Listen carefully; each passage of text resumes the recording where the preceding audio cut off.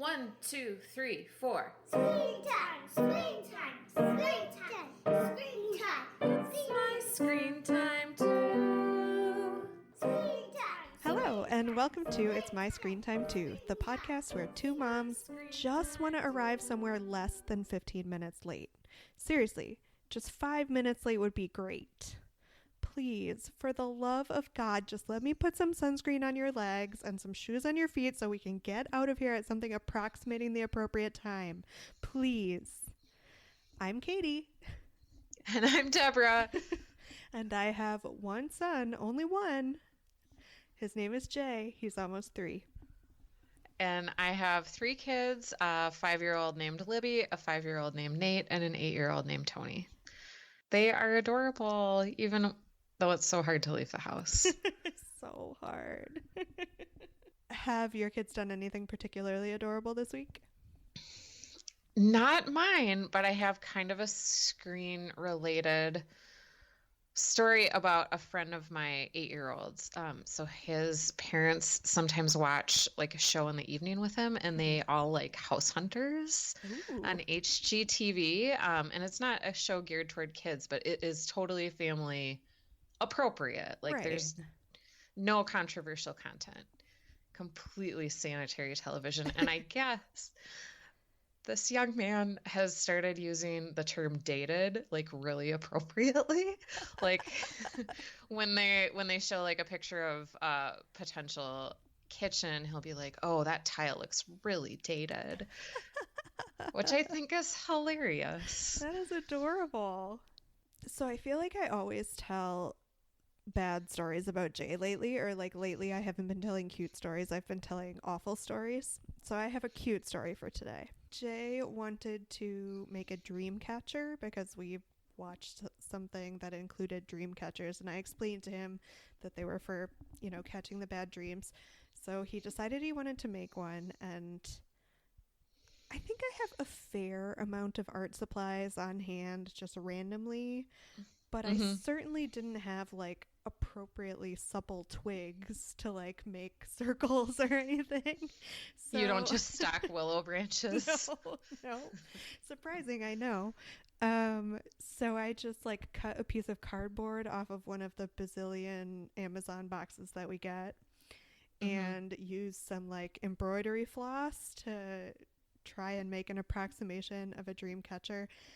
And of course, like all crafts that require a lot of parental participation, it only got like halfway done, and not even halfway, and it's like the jankiest looking thing you've ever seen. But the other morning, he woke up and he said, "Mom, I had some bad dreams, but the dream catcher caught them." And I was like, "Oh, that's great, buddy. It works." And he says, "You did a great job making that dream catcher. And Aw. you're a great driver." He just woke up in the morning because he spends a lot of time telling me what a bad driver I am because he heard that from his dad. So it was just like this wonderful little message to get in the morning. I think he's just parroting back the positive reinforcement we're always giving him, but it was really nice. What a sweetheart. That's so cute. So now he has the world's ugliest dream catcher on his wall. They don't care. They Yeah, don't care no, about they the really don't. aesthetics No. of crafts so much. I do have some exciting podcast-related news to share with you. What? I don't know if you feel this way, but sometimes you just get used to being ignored. And when it comes to being ignored, our Twitter feed is up there. Yeah, We- it's typing into the void for Yeah, sure. we don't, we're not Twitter experts. We're still getting used to it, but we don't rack up the retweets or the comments or anything like that. So the other day when I was checking our feed, which I probably don't do as often as I should because see above, it's pretty boring, I noticed that someone favorited one of our tweets. Oh, wow. Is that a star or a heart? It's a heart, I think. Okay. Yay. See, we're new at this. And guess who it was? Who? It was a gentleman named Jason Sims Pruitt who plays the king from Night Squad, and he Shut hearted up. our Night Squad tweet. Oh my gosh, that's so great. I don't know if he actually listened to it or he just has like a search for everything that says Night Squad and he'll heart it. But whatever, we'll take it, Jason. Thank you. Thanks, Jason. Can I call you Jay? That's awesome. So, more exciting news in the world of screen time. It's summer blockbuster season, and we both saw Solo. I cannot believe that we both managed to go to the theater and see the same movie. I don't think that's ever happened before. No, first run, too. Yeah, And it's only been out a couple weeks. exactly. We're doing so good. Did you go with Kevin? Yes, just me and Kevin. Did you take the fam or member or Yeah. all of them? All 5 of us went. It was great. I loved it. Everybody loved it. That's awesome. What did you guys think of it? I think, as we learn again and again on this show, that your standards are different when you're watching something with your kids. Mm-hmm. So, going to see it just on a date night, two grown-ups, my standards were a bit higher. Okay. And I think I just wanted it to be funnier. Oh, okay. Like, it definitely had funny moments, but maybe it's because I had heard all the kerfuffle about how they replaced the directors, and I really quite liked the original directors that they had. Like, Mm-hmm. have you guys watched the Cloudy with a Chance of Meatballs movies? I have not. They are really, really funny, especially if you, like me, appreciate a good dorky pun. And Lord and Miller, were the original directors of Solo, and they are very funny. So I was hoping to get some of that from the movie, and it wasn't there for me. Sorry, Ron Howard. I'm sure you did great with what you had, and it wasn't a bad movie. It just wasn't as funny as I wanted it to be. Oh, bummer. I liked it. I liked the actor who played Han Solo. I thought he did a good job of channeling young Harrison Ford. Mm-hmm. I liked all the special effects. Chewie's my favorite Star Wars character, and there's lots of Chewbacca. Uh-huh. And especially when they're speaking his language. I really liked that part. That was really cute. Yes. Yeah. I also liked the new droid. What's her name? L3? Is that right? Lando's droid? Oh, and they're like romance. Yes, it was so sweet. That was, yeah, I liked that part a lot. And of course, it goes without saying, or does it, that Donald Glover was amazing as Lando Calrissian. He was born to play Yeah. that part. Yes. Yes. He was awesome. He's one of my favorites. I'll see him in anything. And he delivered in Solo for sure. You watch Atlanta, right? I I do. Although the second season, have you seen any of it? No, I cannot bring myself to watch it because again, I want him to be funny, and I'm afraid that Atlanta will be too like social commentary-y for me. Yeah, the second season is not funny. I mean, there are some funny parts, but at this point, it's something I watch because I feel like I should. But it's not like I even enjoy it. It's no. yeah, it's really well done, but it feels like I should be watching it for a class or something. Oh man. Ugh, okay, well, Yeah. you're not encouraging me to watch it. No, it's brilliant. It's brilliant, but it's not, it's like hard to watch. Well, I guess I'll just wait and see Donald Glover when he plays Simba, even though I won't really be seeing him. I'll be seeing a computer animated version of him as a lion, but I'm here for it. Yeah, I can't wait to see that.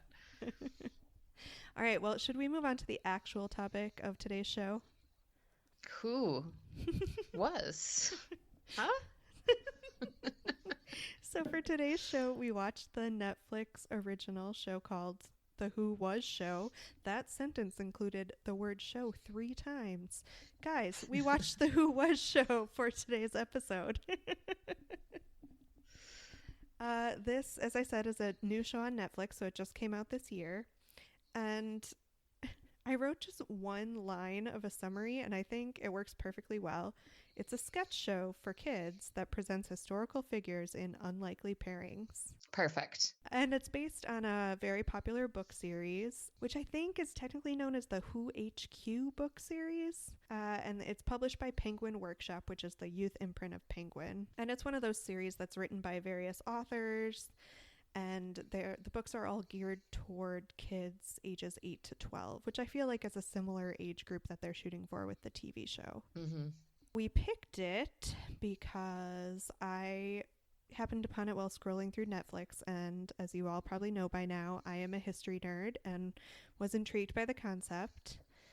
And Deborah, your oldest, Tony, has some experience with the books, right? Yeah, we picked it out of a list you sent me, and I was most intrigued by this because my mom is a Barnes and Noble shopper, and she will often pick up a Who Was book for Tony depending on his current interests. Like we have a Who Was Neil Armstrong book, a Who Was Alexander Hamilton. That's really more my mom's interest than Tony's interest, I guess, because she loves the soundtrack. So I just was familiar with the books, and they are pretty dry. Like they're not dry, they're just very straightforward, written to a certain reading level, facts, some illustrations, and they're not at all funny or irreverent, which this show definitely is. That's interesting. So they took a totally different approach. So it's pretty much just the name. Mm-hmm. Oh, all right. Well, we watched, as we always do, the pilot, season 1, episode 1, which was Gandhi and Benjamin Franklin. We also watched episode 6, Sacagawea and Blackbeard, and episode 7, Susan B. Anthony and Frida Kahlo. And like we always do, we'll start by going through the episodes one by one, and then we'll move on to our more general thoughts. Deborah, take it away. So the first one that is about Gandhi and Benjamin Franklin.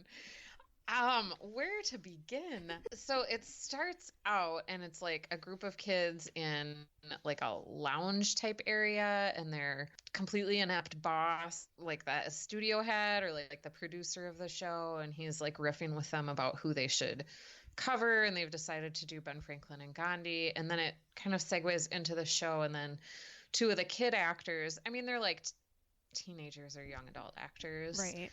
play the historical figures throughout the show, and they have vignettes about each historical figure separately, but then they also interact. Like they're supposed to do a dance party, and Gandhi just simply refuses to participate in the dance party.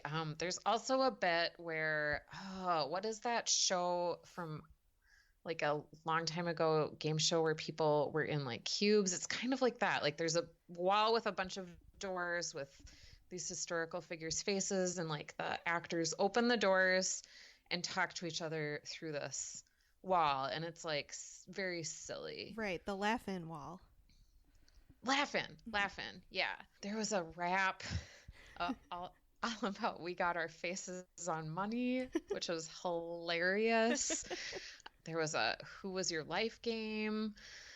And then there was like the obligatory kite.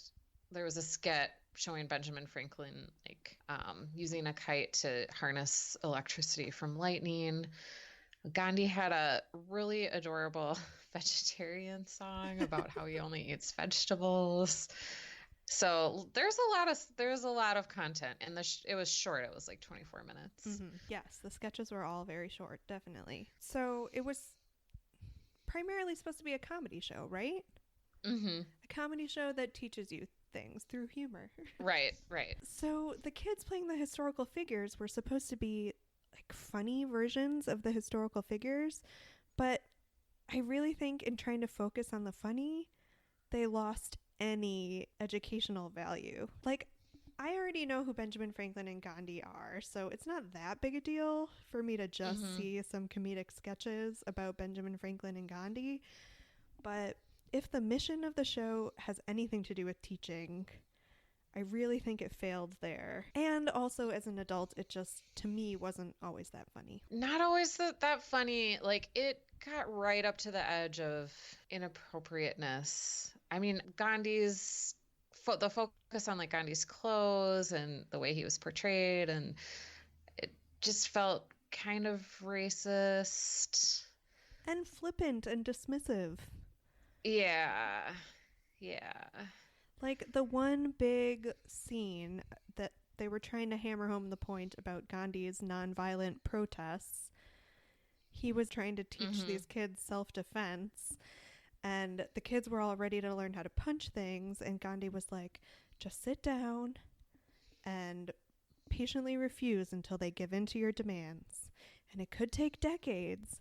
And then the kids all like rolled their eyes and sighed, and that was the whole sketch. Yeah, I think if you have a pretty good understanding of who Gandhi is, you can find the humor in it. But if it is really a show to teach, then it's not doing its purpose for sure.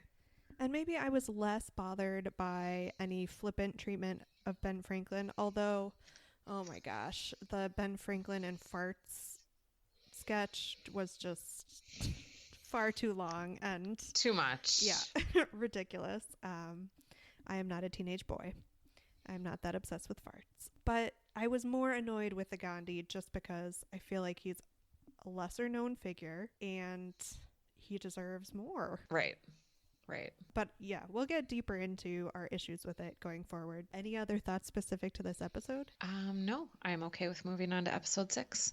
All right, so my plot summary of episode 6, Sacagawea and Blackbeard, is, as usual, far less complete than yours. So it's the story of Sacagawea and Blackbeard told through short, funny vignettes, and mostly it just portrays Lewis and Clark as whiny boys who need Sacagawea to do everything for them, and then she gets paid nothing. So to the episode's credit, they do bring up the fact that Sacagawea got a really raw deal. And I'm not really sure where they're going with the whole Blackbeard thing, as far as what the point is, other than he was a pirate. Mm-hmm. I thought the best segment from the episode was like a animated segment called Arbitrary Facts About Pirates. That was funny. And that was funny because it was actually factual information about pirates told in a funny way. Blackbeard does end up as a head on a stick, which I guess is true to the historical Blackbeard. And he sings a really cute song about how it's okay that he's a head on the stick because he did it Blackbeard's way. And the whole song is a parody of Frank Sinatra's My Way, which I thought was funny as an adult. Mm-hmm.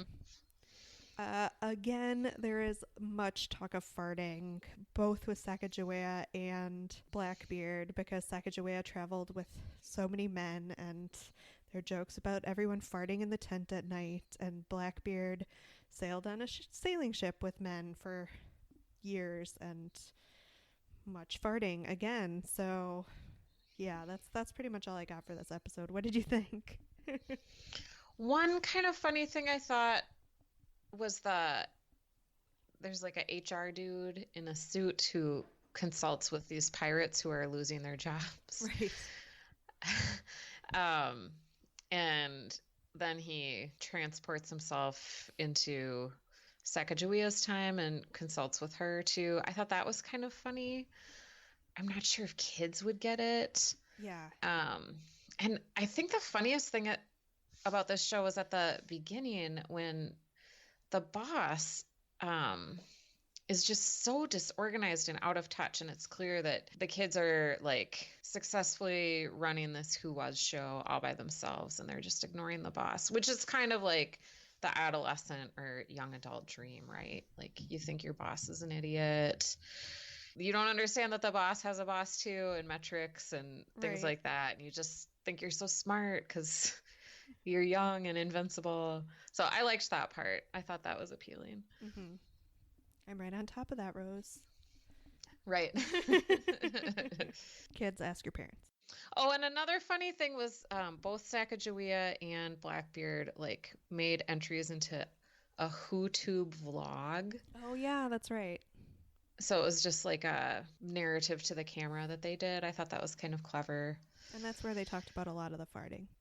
That was not clever, but I thought the vlog idea was funny. Mm-hmm. Should we move on to episode 7? Sure. So I think we just wanted to watch this one because it had 2 women in it, and so many historical figures are men. Oh, and we did not use the random number generator. We just picked the episodes we wanted to watch this time. Yeah, sorry guys. We indulged ourselves. You know, I did not take a lot of good notes on this one. it was more of the same, like Frida Kahlo and Susan B. Anthony. We learn about their history in an irreverent way, and they interact. At one point, Susan B. Anthony like dresses up as Frida Kahlo, which was really weird. Yeah. Susan B. Anthony is portrayed as just very humorless, and she probably was. Yeah. I am humorless whenever I think of where we are, regardless of how far we've come Right. as women. But Frida Kahlo was portrayed at the beginning as sort of like frivolous and buoyant and bubbly Yeah. almost. Yeah, like ditzy. Yeah, but that's not the sense of her I got from that movie with With Selma Hayek. yeah, and that's all I really know. That's where I've gotten all the rest of my information about Frida Kahlo. Right. Yeah, again, I feel like her side of the story was treated with much less gravity. So in a similar situation to Benjamin Franklin and Gandhi's, I thought. Mm-hmm. They made fun of her unibrow. Yeah, she was more of a gag, I thought. There was a pretty funny song that Susan B. Anthony sang where confronted with all of the like not being able to vote, not being able to organize, essentially not having any rights in the society. Like every time she was confronted by one of these wrongs, she would say, "Hey, that's messed up." There were, I thought, a couple of good sketches I liked, and they both involved Susan B. Anthony. So there was one where she's trying to vote, and she tries to like forcibly put her vote in the ballot box, but the ballot box just starts moving, so she's just like hanging onto it and trying to tackle it, which I thought was just funny from a physical comedy standpoint. Mm-hmm. And then they did this whole Bachelorette segment, which The Bachelorette is not a show that I watch, but it was Susan B. Anthony. She had two suitors and she had to choose which one to give the rose to. And in the end, she was like, "No, this is messed up. I don't want to be anyone's property. I'm taking the rose." I liked that a lot. Yeah. Yeah. But because they couldn't resist more farting and diarrhea humor, they had to have Frida Kahlo give the clueless boss some like super spicy drink. And it was a whole plot point that he was out of commission due to diarrhea for the majority of the episode. So That's right. it's 3 for 3 on the farts and the poops. I forgot about that. Is it like they have like a rubric and maybe a certain percentage of time of each episode is to be devoted to like bathroom humor?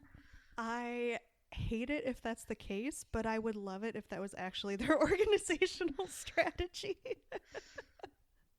Like to appeal to this demographic. Maybe. Yeah, that was gross.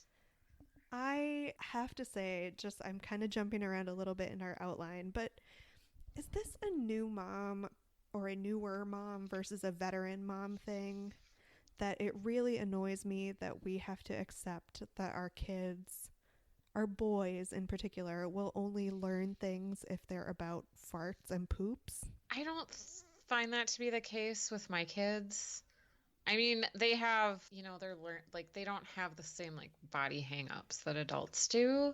So they're just more free with talking about bodily functions and stuff and like burping at the table. They just think it's funny. They're not embarrassed, but I don't think that this is an effective learning tool. I'm just insulted by it. It's like, yeah. Like you posted on Facebook, like the toilet games. mm-hmm. Yeah. Yeah, I noticed that when I was shopping at Target, in the toy section the last time. Why? Yeah. Why? So that really irked me about this show. Of course it was reductive. It's a comedy sketch show that just happens to be about historical figures. Mm-hmm. But cool it on the farts, guys. Cool it. Right. Were you surprised? Because I didn't do any research on this show before we picked it. Were you surprised that it leaned so heavily into the comedy as opposed to the books that you said were fairly dry? Yeah, I was totally surprised. I mean, I didn't know anything about it until I queued it up in Netflix, and I was surprised it was a sketch comedy show. Pleasantly surprised because it was kind of entertaining to watch. I didn't know what I was in for at all. Yeah, same. Although I had kind of the opposite reaction. I'm just not sure sketch comedy is for me. And I don't think it's just in this instance with kids doing it, although it's probably worse with kids doing it. I think it's across the board. Uh, Mm-hmm. but I just find it to be so awkward and so few of the sketches land. I'm not really a Saturday Night Live person. If Mm-hmm. someone says there's a standout sketch that I need to watch, I will YouTube it the next day. But I can't remember the last time I sat down for a whole episode. Maybe it's just the comedy of discomfort. Like when things go off the rails for the performers, I feel Mm-hmm. it too acutely. Mm-hmm. And, as a parent, I will go to all of Jay's embarrassing theater things if that is the path he chooses to take. And I Of will love course. Of them and course. applaud them, but that doesn't mean I have to love it when other people's kids do it. Right. Right, right, right. I want to like sketch comedy, and I'm gonna get to my point in a circuitous way. So I've read a lot of like books and essays about the writing process because I think at one point in my life I really wanted to be a writer. Um, and along the way I came across this essay that describes like how torturous it is to write. But some writers will do it because you spend so much time anguishing and it's just so difficult. But then like every once in a while, like some beautiful prose like flows out of your fingertips onto the paper or onto the Word document, and that is what makes it all worth it.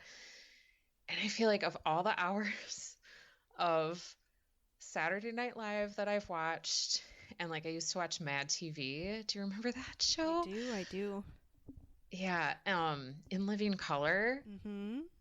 Yeah, out of all of the hours that I've wasted watching sketch comedy, like the times that I've seen real comedy improv gold, make it worth it. You are such a better person than I am. No, I think I was just willing to waste a lot of hours watching those shows when I was before I had kids. um, For like the Chris Farley Down by the River. Here's my issue though with your beautiful comparison. When a writer sits down and like has to wait for that precious moment where something perfect happens, it's not like we're being forced to read all the rough drafts before that happens. No, no, no, no. That never sees the light of day. Yeah. And sketch comedy, it's like majority rough draft. Mm-hmm. Mm-hmm. Mm-hmm. Yeah, like I thought watching one of these, if you're at the beginning stages of like a report on somebody or you come across a historical figure that you don't know about, like watching this is probably as good as reading like skimming a Wikipedia page about that person. I, I You don't think mean, so? it's not nearly as informative. Seriously, anything educational is relegated to the final segment where all the kids gather together with the boss and they have a rap session about what Mm-hmm. they learned during the episode, and inevitably one of the kids will make some pertinent comment about the commonalities between the two figures and the important contribution they both made to history. And that'll be it. That's seriously it. Mm-hmm. So, as an adult, no, I disagree. I would rather read like the 600-page biography. But speaking of those kids and their rap sessions, did you have any thoughts on the cast? I really liked the young woman who played Sacagawea in Gandhi. I thought she was fantastic. Man, she Um, took like big swings on accents because she was Frida Kahlo too, wasn't she? oh yeah. Yeah, she played every Brown character. Yeah, that was kind of sad. Yeah. But she really tried with the accents. I was impressed. Yeah. I thought they were talented. Maybe not as talented as the kids from Zombies. The kids from But I thought they were Zombies. decent. Yeah. And it's got to be so hard learning to be funny. Yeah. I mean, the Yes. comparison that I made just do you so there was this sketch comedy show on Nickelodeon for kids that came out. My little sister was probably in the sweet spot, so I was too old. It was called All That. Do you remember that show? Oh, I don't know that I ever watched it. I remember it though. Yeah, like Yeah. I've seen very, very few bits and pieces, but I do know that is where Amanda Bynes got her start, and it is also, I think, where Kenan Thompson got his start. Oh, wow. And even at the time, like as a teen, catching bits and pieces of it, I remember feeling like it was super awkward. Whereas kids younger than me thought it was very funny. But looking at Kenan Thompson now, who is, I think, at this point, the longest running cast member on Saturday Night Live, and is obviously very funny, you have to start somewhere and you have to learn to be funny. So I guess if this is how these kids get to do it, I'm happy for them. But it's a rough process to watch. Yeah. They had a lot of funny adults involved as guest characters and as the boss and the narrator that starts the beginning of every episode. I don't know if you recognized his voice, but No, I didn't. it's a gentleman by the name of H. John Benjamin. Have you ever seen the cartoon Archer? No, I have not. Okay, so I know about it, but I have never watched it. So he's the lead on Archer and also the show Bob's Burgers. Okay. So he's a pretty famous voice actor. Pretty famous, quite famous. And then Andrew Daly, who plays the boss, was, I think, best known for this show that I watched a couple episodes of and really wanted to watch more. But again, it was too real. It was called Review. Did you ever happen to catch an episode? Mm-mm. So the concept was kind of great. He reviewed experiences, and like whatever experience a viewer would call in with is what he had to review. So he ended up reviewing things like becoming addicted to drugs or getting a divorce or like just really painful things mined for comedy that were a little too painful for me, but I think as a high concept show it was really great. Yeah. Oh, wow. So very funny people involved. I kind of feel like they all sat down in a room and they were like, we are great at comedy for grown-ups. Let's make comedy for kids that's just dumber. And I don't think that was the right strategy. Yeah. I don't know. Do you think Netflix just greenlights too much, maybe? Yes, I do. I definitely do. Because I think there was just an article I read about how they are investing more money than any other network or cable channel in new programming. Like they're really dominating new programming, and they just must have an incredible slush fund, and they must just give the green light to everything. It makes it hard. I suffer from, and I don't remember what the technical term for it is, but like when you're presented with too much choice, you just become paralyzed. Shut down. Well, you're the one who said that you just spend evenings scrolling through all your options and you never stop and watch something sometimes. Yeah, there's just so much. There's so much. And with the Netflix originals, there's really no way to tell the wheat from the chaff at this point. Right. But yeah, I agree. They greenlight a lot and sometimes without a lot of thought. I love to see these really funny people working. I want to see what they do, but I don't think this was a hit for them. Did you have any thoughts on the music? I liked some of the songs. I thought the songs were funny. Like I mentioned already, that rap about how we got our faces on money. And the Susan B. Anthony song, Hey, That's Messed Up. I thought they were clever and funny. Not very educational, but I laughed. Some of them were direct parodies, and this was an instance where I thought the humor was probably something that mostly the adults would get. Like I mentioned the My Way parody that I don't know very many kids who are avid Frank Sinatra fans. Yeah, I didn't catch that. I didn't catch that one. And then I think the Gandhi song about eating vegetables was a Beatles reference, like to the Yellow Submarine or one of like the cartoon, because the graphics definitely looked very Beatles movie-esque. Yeah, good point. But that said, nothing stuck in my head. There was nothing earwormy. Are you still humming any of the tunes? No. So what do you think it compares to in terms of adult movie or TV shows? For me, the comparison that came up right away was Drunk History. Yeah, that's all I came up with, really. Yeah. Drunk History is like the funny version of this, without the raps, usually.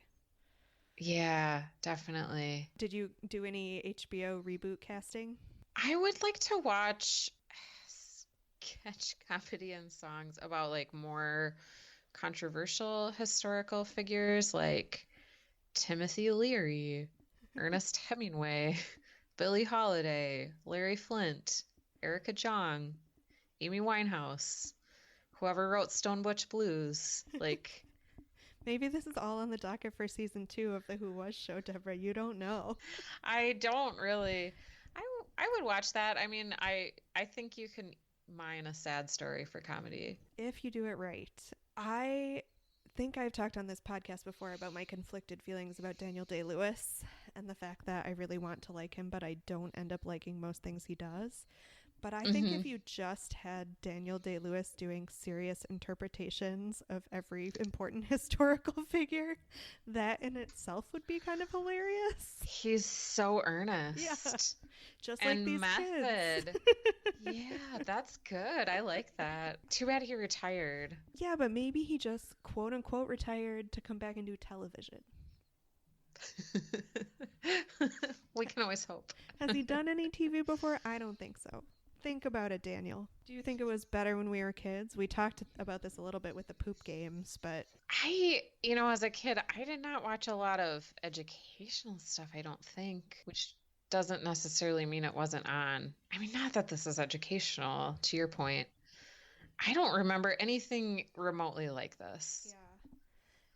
I really need it to be better than it was when we were kids. And I need it to be better than this. I think it's going to be my mission to find us other historical shows to review that are better than this. Merry Christmas, Mary Jane. Yeah, what was that called? Merry Christmas 1955. Yeah, we gave it 5 stars and now we can't remember. We're so fickle. That was really good. That was really cute. Okay, that restores my faith in humanity. Thank you. The American Girl movie was so much better than this and more educational. Yeah. In terms of like period events. I Agreed. think. Agreed. Maybe we need to dip our toes back into the American Girl shows just to make me feel better. Would you ever watch this alone voluntarily? No. Although I don't know, I might scroll through the list of who they've covered, and if I want to hate watch something and see if it's like a historical figure I'm like particularly attached to, I might hate watch it, I guess. Wow, I won't even go there. I am never watching this again. Okay. Sorry, funny people. It's not happening. I think you should go first for ratings. I usually go first, but it's your turn. Oh, I want to give it a 1, but maybe I'll give it a 2 for involving so many funny guest stars. Let's just split the difference and say 1.5. Okay. I would give it a 3. I did not hate it as much as you did, and I'm willing to watch it for just purely entertainment and not educational value. So I give it a 3. I really liked that We Got Our Face on Money song. Did you watch it with... Did I already ask you if you watched it with your kids? I did. Did they like Yeah. it? They did. They thought it was funny. Yeah, they liked it. Tell me they thought it was funny for more than the farts, please. Yeah. And they thought it was weird. Like, they had a lot of questions. Like, who are these people? Are they alive? What is going on? Like, were they alive at the same time? Are they alive now? Was Blackbeard really alive when they put his head on a stick? Again, it seems like an educational show should at least address these very basic things. Yeah, so I don't think it's really appropriate. I watched it with my 5-year-olds. It's not really appropriate for 5-year-olds. Yeah, I didn't watch it with Jay. I actually watched it at the gym, and it was even ineffective at making me forget that I was on a treadmill. That's pretty bad. Well, thank you for listening to this episode of It's My Screen Time Too, Jason. Please rate and review us on Apple Podcasts or wherever you get your podcasts. You can find us on Facebook to continue the conversation. And that's also where you'll find out what we're covering in our next episode if you want to watch along with us.